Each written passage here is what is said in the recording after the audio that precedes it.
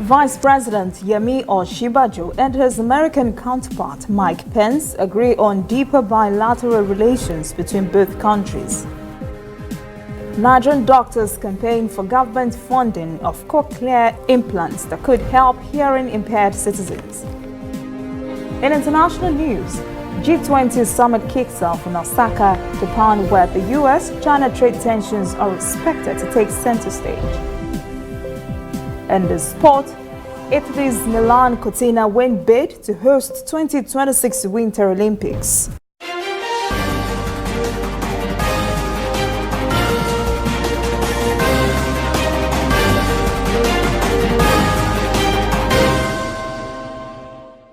This is ANN News. I am Olajumoke Olatunji. Nigeria's Vice President Yemi Osinbajo, SAN, and his American counterpart Mike Pence have met in the White House. The discussions included economic matters on which Pence called Nigeria a great nation, which the U.S. wants to prosper more. They touched on economic issues, military assistance, and agreed on deepening the bilateral relationship between Nigeria and the United States. The two vice presidents also talked about continuing to observe the rule of law. They touted Nigeria's pride of place on the African continent and America's reputed global leadership.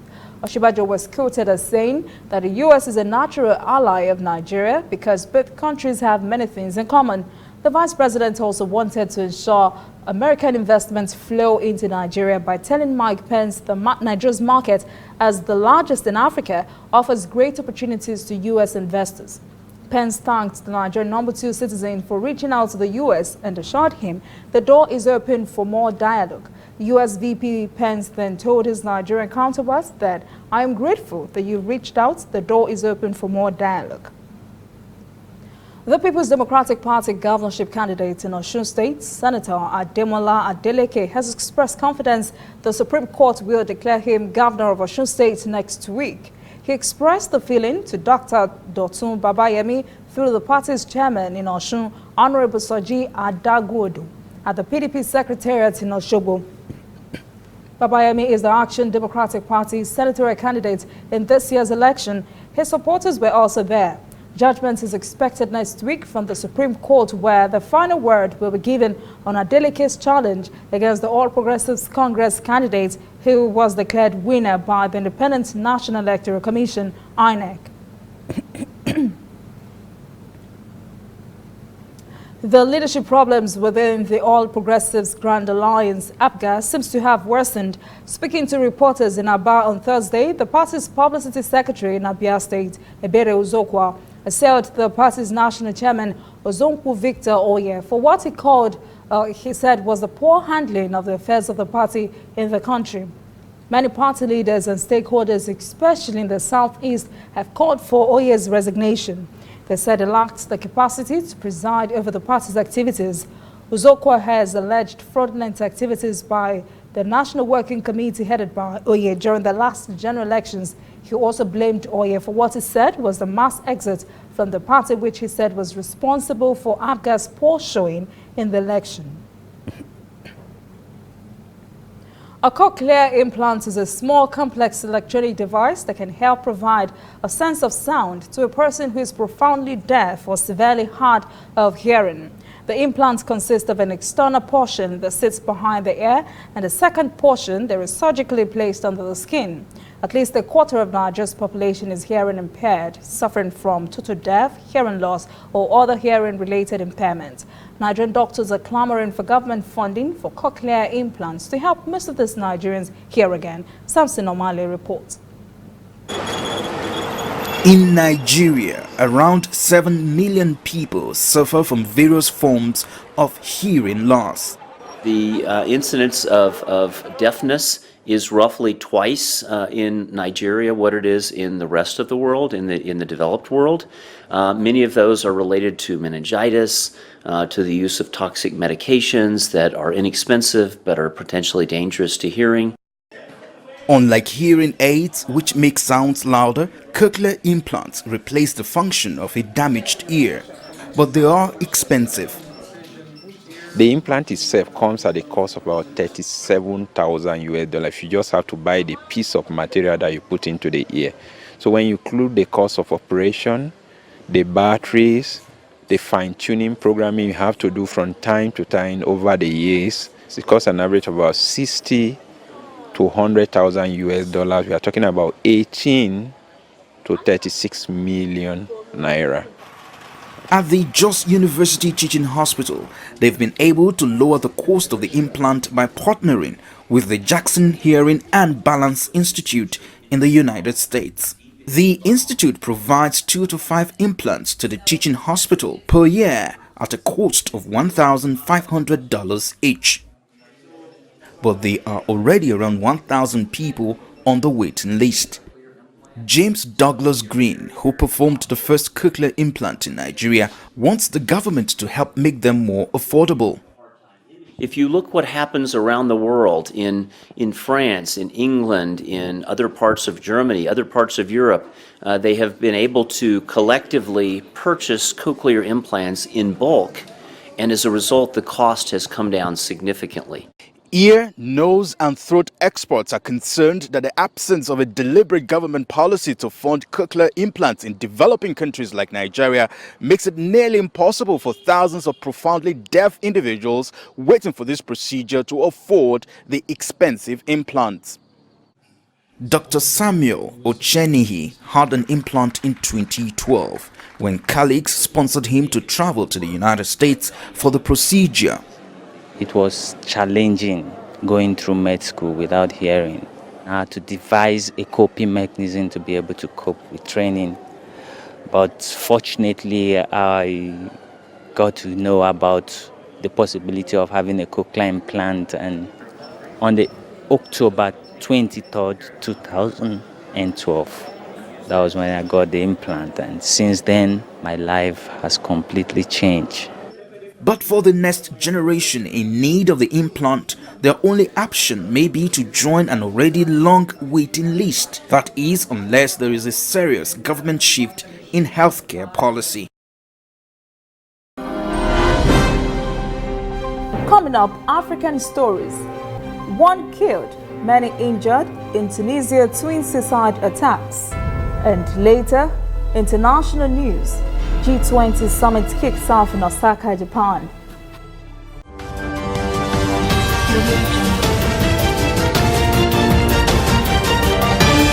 You are watching ANN.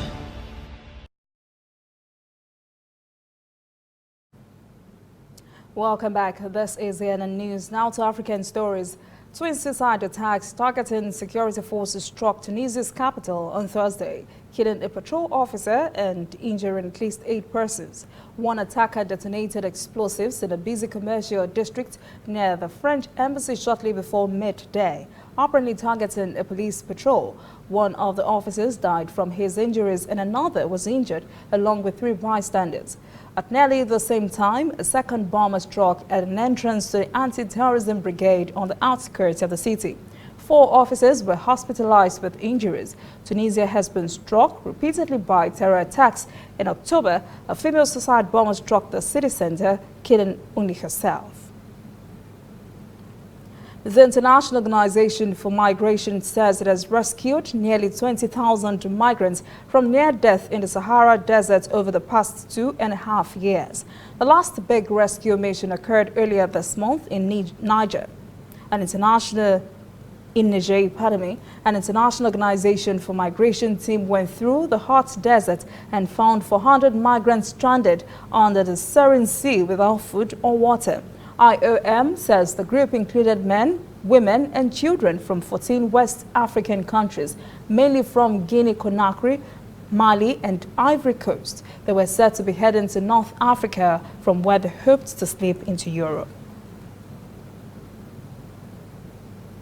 A regional forum on the African Continental Free Trade Area concluded in Dakar, Senegal, earlier this week, focusing on issues relating to the implementation of the AfCFTA and its impact on the regions of West and Central Africa. It was jointly organized by the United Nations Economic Commission for Africa, the Senegalese government, the African Union Commission, and the European Union. The meeting aims to facilitate exchanges between African countries. It is chaired by Senegalese President Macky Sall. This year, the forum focuses on key issues relating to the implementation of the African Continental Free Trade Area. Thus, between regional economic communities, namely ECOWAS, and the Economic Community of Central African States, the ECOS. Notre continent, qui se doit de porter son intégration. Africa must bring its integration to the highest level ever. The process of setting up the Continental Africa Free Trade Area materializes the ambition of our founding fathers. With more than 1 billion consumers, we are now close to the Chinese market. The Africa Continental Free Trade Area Agreement will form the largest common market in the annals of international trade from its beginning in 1947 to the present day. The African Continental Free Trade Area Agreement has been signed by 52 out of 55 states of the African Union and ratified by 24 countries by March. All that remains now is Nigeria, the heavyweight of the African economy, Benin and Eritrea. This free trade zone is expected to cover a market of about 1.2 billion people with a gross domestic product of 2.5 trillion US. The African economy is an economy of 2.3 trillion gross domestic product with 1.2 billion people. So this economy is the size of China, and we have a demand that can increase significantly. If we have a domestic demand that is met by domestic production, we will create employment, increasing prosperity. The African Continental Free Trade Area will give us access to an organized environment adapted by African leaders. It will facilitate trade from one African country to another and vice versa. This will expand the potential market of more than 1 billion people and have a positive impact on the expansion of the taxes of our states. The operational launching phase of the African Continental Free Trade Area is scheduled to take place on July 7th. It will be on the occasion of an extraordinary summit of the heads of state of the African Union in Niamey, Niger. Now, since its discovery in the 1800s, Fusarium wilt or Panama disease has been a global threat to the banana industry, wiping out entire plantations in Asia, Australia, Middle East, Africa, and Latin America. The economic impact of the disease has been catastrophic, with losses reaching $18 billion to date. The banana industry in Uganda is facing destruction by the disease, but scientists are offering relief to save them and help farmers from losing their livelihood. Isabel Nakaya reports. Scientists warn they still have a bunch of things to do to cut down on destruction caused by Panama disease. It enters banana plants through the root and can lead to a rapid loss of entire plantations. Scientists say East African highland bananas are not affected, but they are on high alert. For now, we are watching the varieties that are being susceptible. Ours are not among the ones which can be easily attacked for the time being, for the information that is there, until we find that our bananas are resistant. We can't be comfortable yet. The disease cleared plantations in the early 1990s in Latin America until a more resistant variety called Cavendish was created. But that too is now under attack, threatening to bring down economies that export it. People think that when you look after the plantation very well, the bananas should be able to withstand the disease, but that doesn't happen with the Fusarium wilt. We only have to develop resistant varieties, and that does not take short time. We need some time to be able to generate those varieties. Uganda grows more bananas than any other country in Africa, and globally is second only to India. Most of the crop is consumed locally, but banana researchers warn native varieties here are still not safe if more resistant varieties are not found quickly. It means a lot to this country. It's a major food crop. But I can tell you several varieties now of banana which have actually almost disappeared. Why? Because of diseases. Or they're disappearing already without the GMOs. So somebody has to do something about it. New varieties of bananas are on trial in Uganda, but they are not resistant to Panama disease. Until a cure is found, not even the East African highland bananas can be considered completely safe. So scientists say they are working tirelessly to save the livelihoods of over 400 million people in the developing countries who depend on the fruit. When we return, international news. G20 summit begins in Osaka, Japan. And later, sport. Italy's Milan Cortina win bid to host 2026 Winter Olympics. Please stay with us.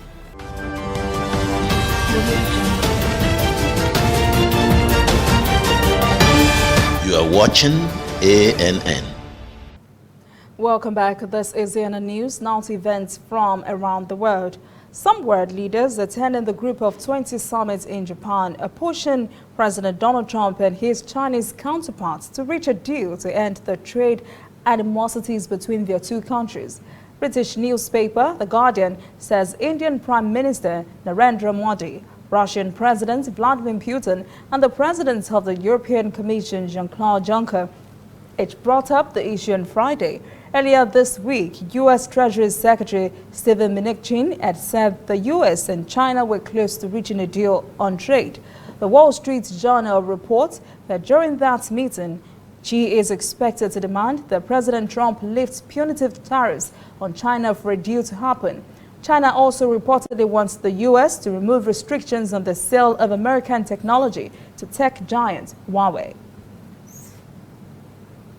Senior officials from Iran and the remaining signatories to its 2015 nuclear deal with world powers are gathering in Vienna as tensions in the Persian Gulf simmer and Tehran is poised to surpass a uranium stockpile threshold, which would pose a threat to the Accord.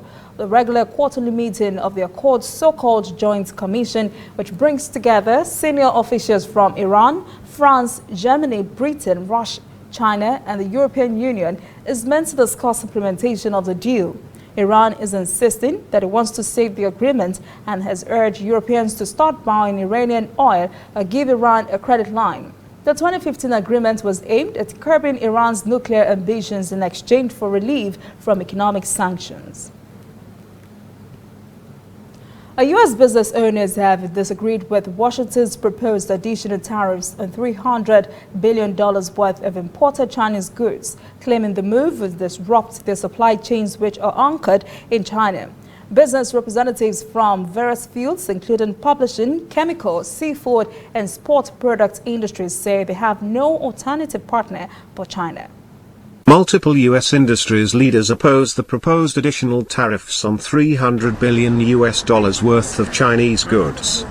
On June 17th, the Office of the U.S. Trade Representative kicked off a 7-day hearing, soliciting public comments on tariff increases.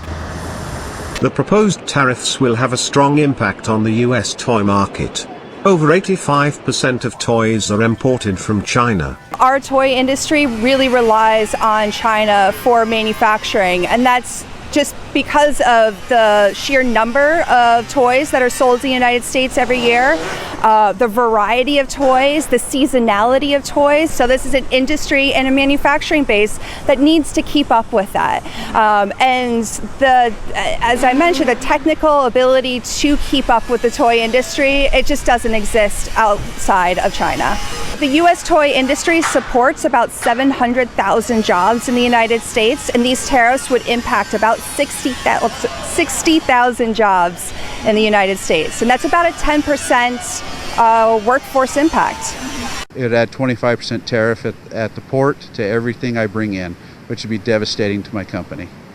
I may be forced to lay off my employees. The best way is to become friends and find things that benefit both sides. If we find something that will benefit China and benefit America, then that's the right thing to do. The Outdoor Industry Association claimed that the new round of tariffs, if implemented, will cost the industry an additional $1.5 billion each month. Meanwhile, leaders of major U.S. ports have recently expressed their opposition to the tariffs, saying that the move will harm American employers, workers and consumers. According to a study, the US retail industry has shed more than 50,000 jobs, and 7,000 retail stores have closed. Even Walmart, an American retailer giant, has to close at least 11 stores in 8 states. The remains of Genoa's Bridge were blown up in a controlled explosion early on Friday, nearly a year after the structure collapsed in a disaster that killed 43 persons. Demolition experts brought down the 2 remaining towers of the highway bridge in a dramatic fashion, making way for a new structure to be built on the site.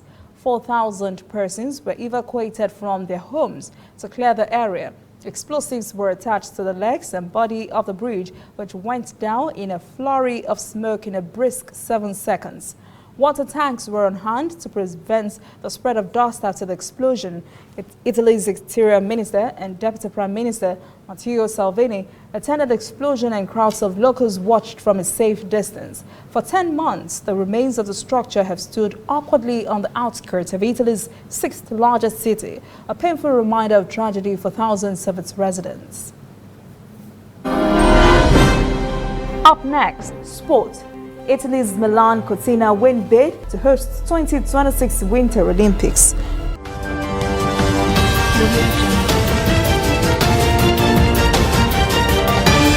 You are watching ANN.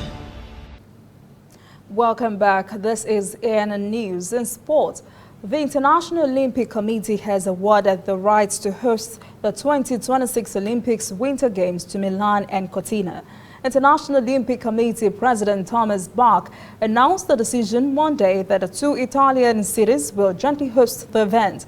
IOC officials voted between the Italian bid and one from the Swedish city. With this announcement, Milan will host the Olympics for the first time, but it will be the Cortina's second time, having hosted it in 1956. The 2022 Olympic Winter Games will take place in Beijing. The Winter Olympic Games are coming back to Europe in 2026, to northern Italy to be precise. They will be split between Milan and Cortina. This was announced at an earlier ceremony in Lausanne, the Olympic capital of the world, by the chief of the International Olympic Committee, Thomas Bach. Milano, Cortina. And the decision was then followed by eruptions of applause from the Italian delegation. Italy has won its bid to host Winter Olympic Games 2026 against only one other bidder, Sweden.